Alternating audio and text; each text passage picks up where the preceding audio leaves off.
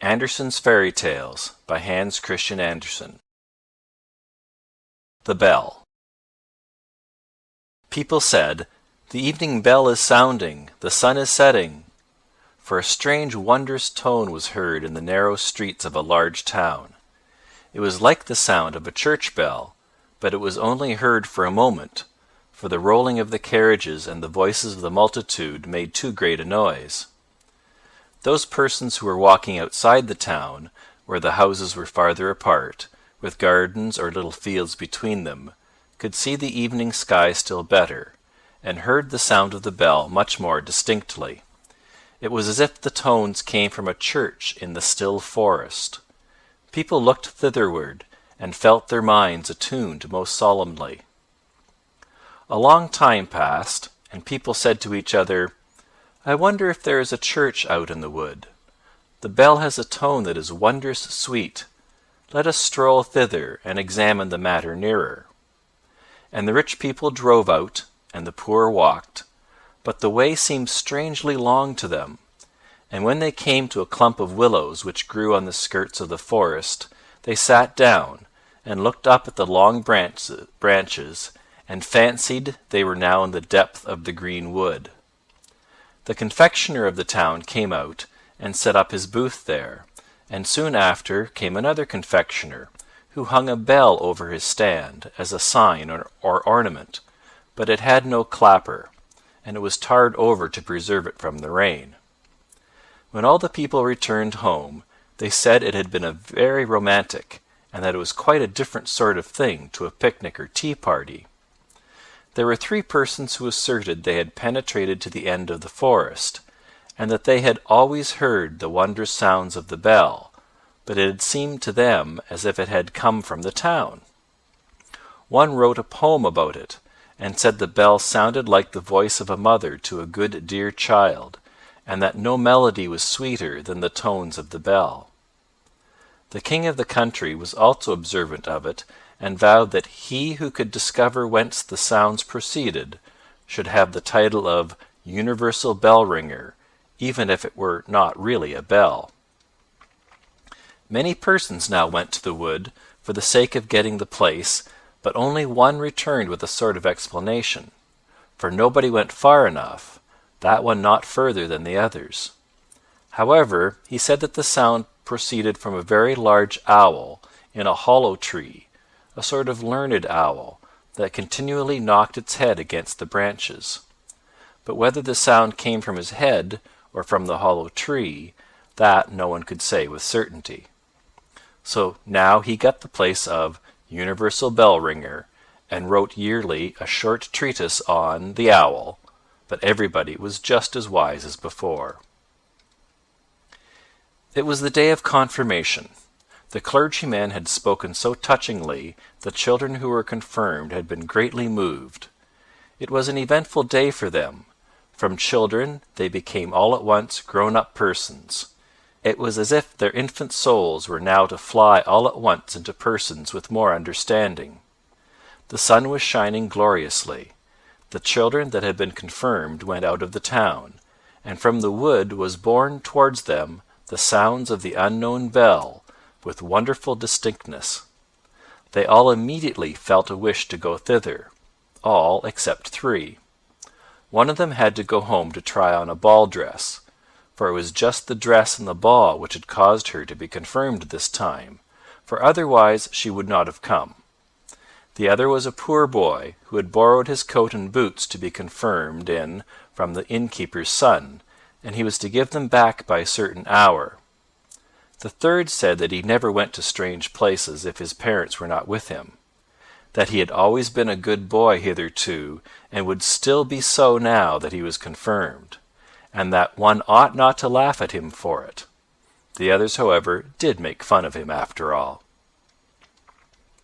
There were 3, therefore, that did not go. The others hastened on.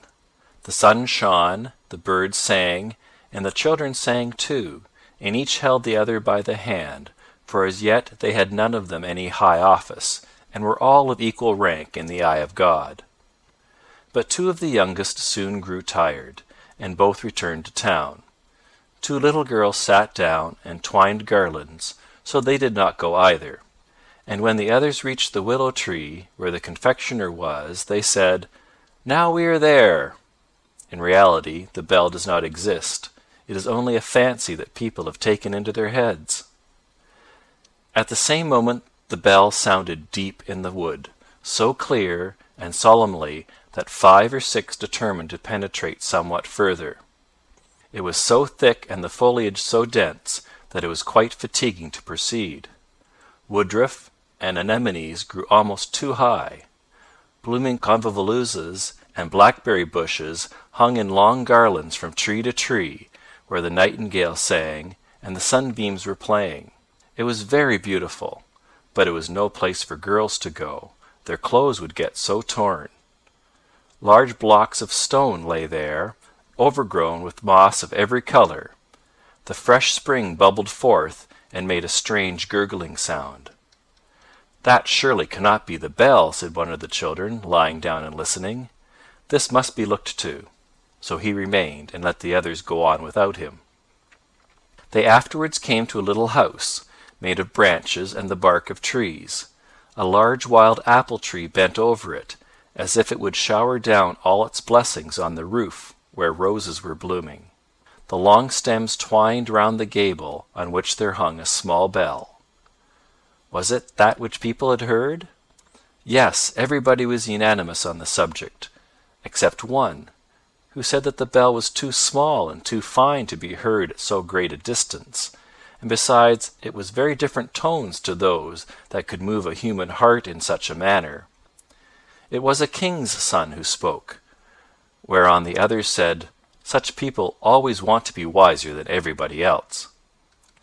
They now let him go on alone, and as he went his breast was filled more and more with the forest solitude, but he still heard the little bell with which the others were so satisfied, and now and then, when the wind blew, he could also hear the people singing who were sitting at tea where the confectioner had his tent. But the deep sound of the bell rose louder. It was almost as if an organ were accompanying it, and the tones came from the left hand, the side where the heart is placed. A rustling was heard in the bushes, and a little boy stood before the king's son, a boy in wooden shoes, and with so short a jacket that one could see what long wrists he had. Both knew each other.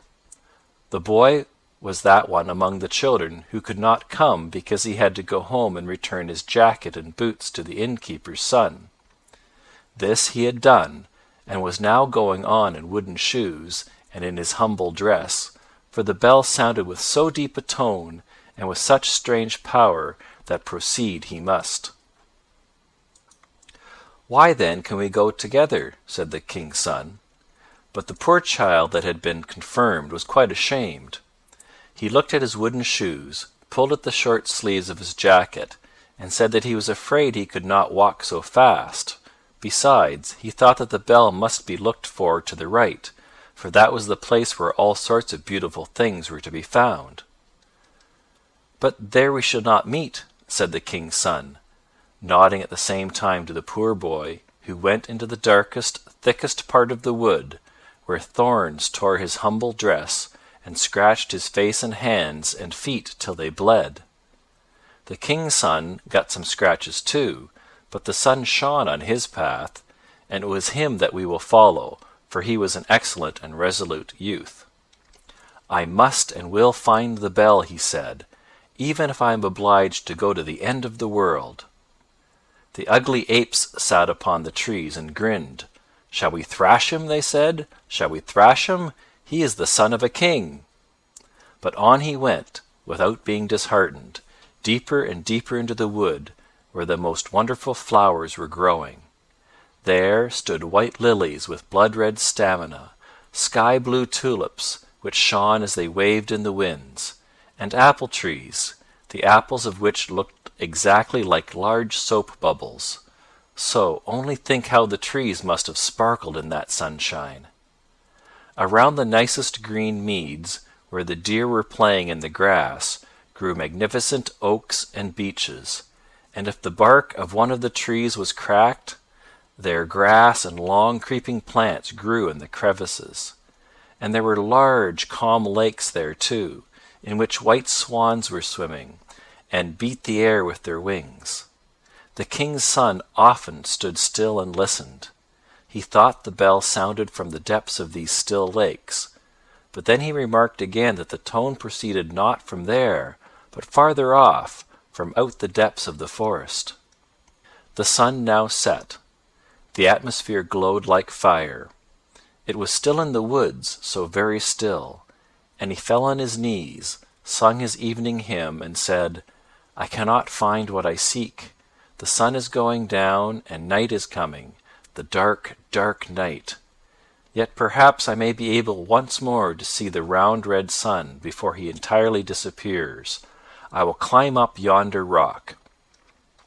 And he seized hold of the creeping plants and the roots of trees, climbed up the moist stones where the water snakes were writhing and the toads were croaking, and he gained the summit before the sun had gone quite down. How magnificent was the sight from this height! The sea, the great, the glorious sea, that dashed its long waves against the coast, was stretched out before him.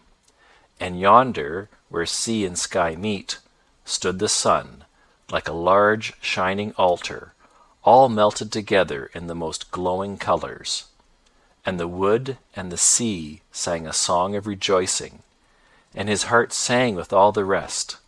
All nature was a vast holy church in which the trees and the buoyant clouds were the pillars, flowers and grass the velvet carpeting, and heaven itself the large cupola. The red colors above faded away as the sun vanished, but 1,000,000 stars were lighted, 1,000,000 lamps shone, and the king's son spread out his arms towards heaven, and wood and sea. When at the same moment, coming by a path to the right, appeared, in his wooden shoes and jacket, the poor boy who had been confirmed with him. He had followed his own path, and had reached the spot just as soon as the son of the king had done. They ran towards each other and stood together hand in hand in the vast church of nature and of poetry, while over them sounded the invisible holy bell. Blessed spirits floated around them and lifted up their voices in a rejoicing hallelujah. End of The Bell.